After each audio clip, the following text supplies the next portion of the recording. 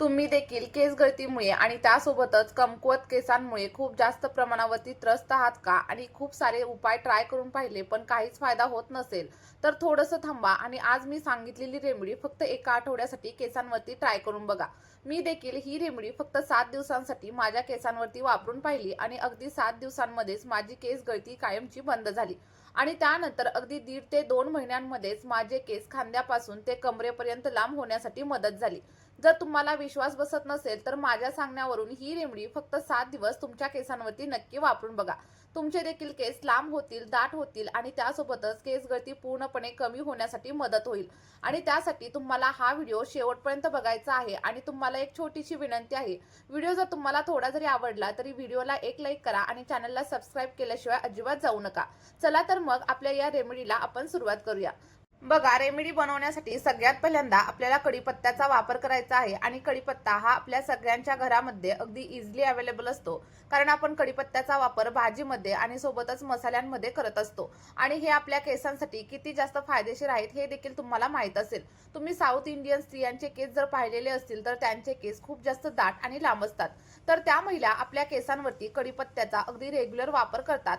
आणि जर तुम्ही मी सांगितलेल्या पद्धतीने कढीपत्त्याचा वापर केसांवरती करायला सुरुवात केली तर तुमचे देखील केस अगदी दाट आणि लांब होण्यासाठी मदत होईल.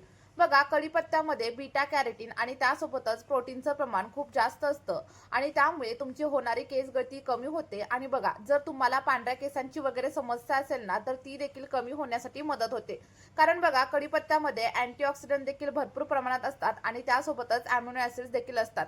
जर तुमचे केस खरंच वेळे अगोदर पांढरे झालेले असतील किंवा मग तुमच्या लहान मुलांचे केस पांढरे झालेले असतील तर तुम्ही कढीपत्त्याचा वापर केसांसाठी नक्की करा. आणि कढीपत्ता तुम्ही वेगवेगळ्या प्रकारे केसांवरती अप्लाय करू शकता. तुम्ही कढीपत्त्याचं तेल बनवून लावू शकता किंवा मग कढीपत्त्याचा पॅक बनवून लावू शकता. आणि जर तुम्हाला हे कोणतंच काहीच करायचं नसेल तर तुम्ही रोज सकाळी उठल्यानंतर 3 ते 4 एवढी कढीपत्त्याची पानं खाऊ शकता. आणि बघा, जर तुम्हाला कोंड्याची समस्या असेल तर कढीपत्त्यामधील अँटीबॅक्टेरियल आणि अँटीफंगल गुणधर्म कोंडा देखील हळूहळू कमी करण्यासाठी मदत करत असतात. आता बघा, आपली ही रेमेडी बनवण्यासाठी आपल्याला स्टीलच्या भांड्याचा वापर करायचा आहे. तुम्हाला जाड बुडाचं आणि स्टीलचं भांडं इथं घ्यायचं आहे किंवा मग तुम्ही लोखंडाचं भांड्याचा वापर देखील नक्कीच करू शकता. फक्त एक गोष्ट लक्षात ठेवायची, अॅल्युमिनियमचा भांड्याचा वापर आपली ही रेमेडी बनवण्यासाठी अजिबात करू नका. आता कढीपत्ता तर आपण भांड्यामध्ये ऍड केलाय आणि त्यानंतर आपल्याला महत्त्वाचा असा घटक याच्यामध्ये ऍड करायचा आहे आणि तो म्हणजे कांदा. बघा, आपल्याला इथं लाल कलरच्या कांद्याचाच वापर करायचा आहे, कारण लाल कलरच्या कांद्यामध्ये सल्फरचं प्रमाण खूप जास्त प्रमाणावरती असतं आणि तुम्हाला तर माहित असेलच की कांदा आपल्या केसांसाठी किती छान प्रकारे काम करत असतो. आणि जर माहित नसेल तर आजचा हा व्हिडिओ तुम्ही शेवटपर्यंत नक्की बघा, तुम्हाला कांद्याचे सगळे काही फायदे अगदी समजून जातील. तर तुम्हाला इथं मध्यम आकाराचा एक कांदा घ्यायचा आहे आणि लक्षात ठेवा, कांद्यापेक्षाही जास्त सल्फर हे कांद्याच्या सालींमध्ये असतं, त्यामुळे तुम्हाला कांदा हा साली सकट कट करून घ्यायचा आहे. आणि जर तुम्हाला साली नकोच असतील तर तुम्ही त्या काढून देखील नक्कीच टाकू शकता. आणि कांद्यामुळे अकाली केस पांढरे होण्याची समस्या देखील कमी होते आणि त्यासोबतच जर तुमच्या स्कॅल्पमध्ये इचिंग होत असेल किंवा मग तुमचं स्कॅल्प ऑइली वगैरे झालेलं असेल तर ते सगळ्या काही समस्या हळूहळू कमी होण्यासाठी मदत होत असते. बघा, कांद्याचा वापर जर तुम्ही सलग 1 ते 2 महिन्यांसाठी तुमच्या केसांवरती करून बघितला तर अगदी टक्कल पडलेल्या जागेवरती देखील नवीन केस उगवण्यासाठी सुरुवात होते. त्यासोबतच केस गळतीची समस्या पूर्णपणे कमी होते आणि केस अगदी दाट होण्यासाठी मदत होते. त्यामुळे मी सांगितलेल्या पद्धतीने एकदा तरी कांदा तुम्ही तुमच्या केसांवरती नक्कीच अप्लाय करून बघा. आणि आजकाल मोठमोठे ब्रँड्स देखील त्यांच्या प्रोडक्ट्समध्ये कांद्याचा आणि कढीपत्त्याचा वापर करत असतात, हे तुम्ही पाहिलेलेच असेल. आणि त्यानंतर बघा, ज्या भांड्यामध्ये आपण कढीपत्ता ऍड केलेला होता त्याच्यामध्येच आपण कट करून घेतलेला कांदा देखील ऍड करायचा आहे. जर तुम्हाला कांदा कट करून ऍड करायचा नसेल तर तुम्ही एखाद्या किसणीच्या साह्याने किंवा मग मिक्सरच्या ग्राइंडरमध्ये कांद्याची पेस्ट बनवू शकता आणि ती देखील आपल्या या रेमेडीमध्ये नक्कीच वापरू शकता. आणि महत्त्वाची गोष्ट म्हणजे आपल्या या रेमेडीचे कोणतेही साईड इफेक्ट आपल्या केसांवरती अजिबात होत नाहीत. बघा, पुढचा आणि महत्त्वाचा असा घटक आपण याच्यामध्ये ऍड करणार आहे आणि तो म्हणजे आवळा. आता तुम्हा सगळ्यांना आवळा आपल्या केसांसाठी किती जास्त फायदेशीर असतो हे तर माहीतच असेल. आणि आवळ्यामुळे पांढऱ्या केसांची समस्या हळूहळू कमी होते.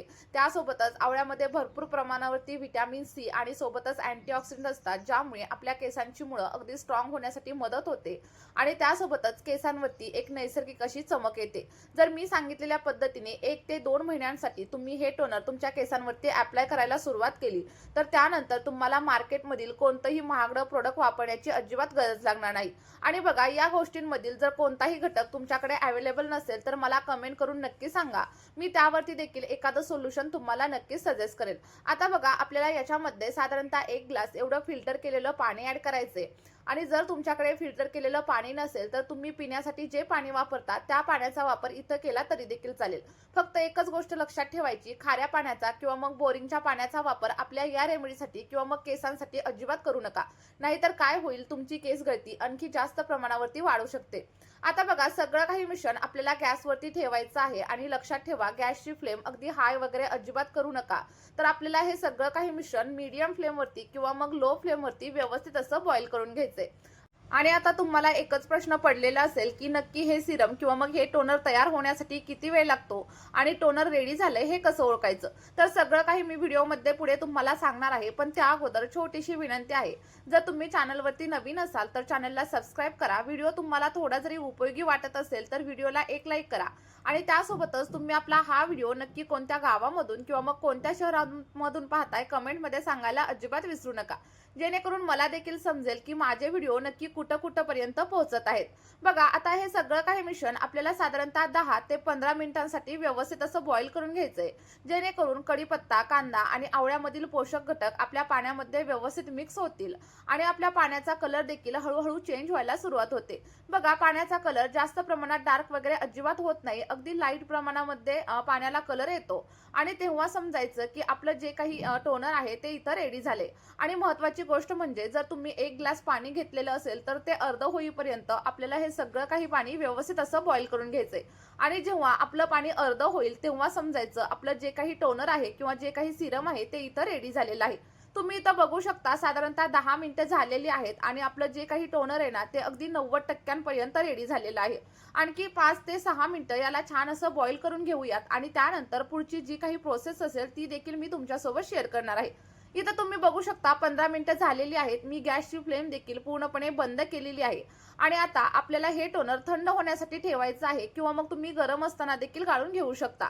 बघा, मी देखील सगळं काही टोनर गरम असतानाच गाळून घेणार आहे आणि त्यानंतर याला पूर्णपणे थंड करणार आणि मगच केसांवरती अप्लाय करायला सुरुवात करणार. कारण बघा, जेव्हा आपण गरम गोष्टींचा वापर आपल्या केसांवरती करत असतो तेव्हा केस अगदी जास्त प्रमाणावरती ड्राय होतात, फ्रीझी होतात आणि तुम्हाला गुंत्याची वगैरे समस्या देखील जाणवू शकते. त्यामुळे लक्षात ठेवायचं, कोणतीही गोष्ट केसांवरती अप्लाय करताना पूर्णपणे थंड करायची आणि त्यानंतरच केसांवरती अप्लाय करायची. आता बघा, आपलं मॅजिकल असं हेअर टोनर इथं रेडी झालेलं आहे आणि हे टोनर असं देखील तुमच्या केसांवरती तुम्ही नक्कीच अप्लाय करू शकता. पण इथं माझं तुम्हाला एक सांगणं आहे, जर तुमचे केस खूप जास्त प्रमाणावरती ड्राय असतील, फ्रीझी असतील आणि गुंतत वगैरे असतील ना, तर तुम्हाला साधारणतः 2 ते 3 चमचे एवढ्या ॲलोवेरा जेलचा वापर या रेमेडीमध्ये नक्की करायचा आहे. यामुळे केस अगदी सिल्की, स्मूथ आणि शायनी होण्यासाठी मदत होईल. मी बघा, फक्त 1च चमचा ॲलोवेरा जेलचा वापर इथं करणार आहे, कारण ऑलरेडीच माझे केस खूप जास्त सिल्की आणि स्मूथ आहेत. पण तुम्ही साधारणतः 3 ते 4 चमचे एवढ्या ॲलोवेरा जेलचा वापर इथं नक्कीच करायचा आहे. ॲलोवेरा जेल ॲड केल्याच्या नंतर सगळं काही सिरम व्यवस्थित असं मिक्स करून घ्या आणि मिक्स झाल्याच्या नंतर पूर्णपणे थंड करून घ्या. थंड झाल्यानंतर हे केसांवरती कशा प्रकारे अप्लाय करायचं, अप्लाय केल्याच्या नंतर किती वेळ ठेवायचं हे देखील मी तुम्हाला सांगणार आहे.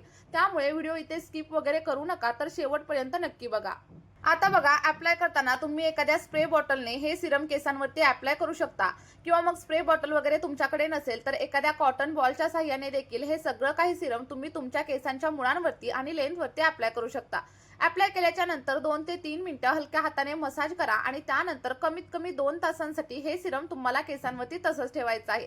आणि महत्त्वाची गोष्ट म्हणजे हे सिरम लावल्यानंतर तुम्हाला लगेचच हेअर वॉश करण्याची देखील अजिबात गरज नाहीये.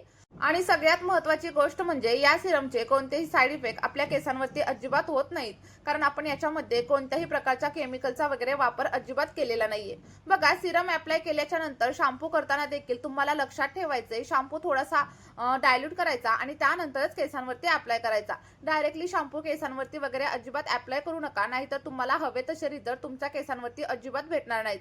चला तर मग मी सांगितलेल्या पद्धतीने हे सिरम 1 ते 2 महिन्यांसाठी नक्की ट्राय करून बघा आणि त्यानंतर तुम्हाला जे काही रिझल्ट भेटतील ते कमेंटमध्ये शेअर करायला विसरू नका. या व्हिडिओमध्ये इथेच थांबूया. Bye bye.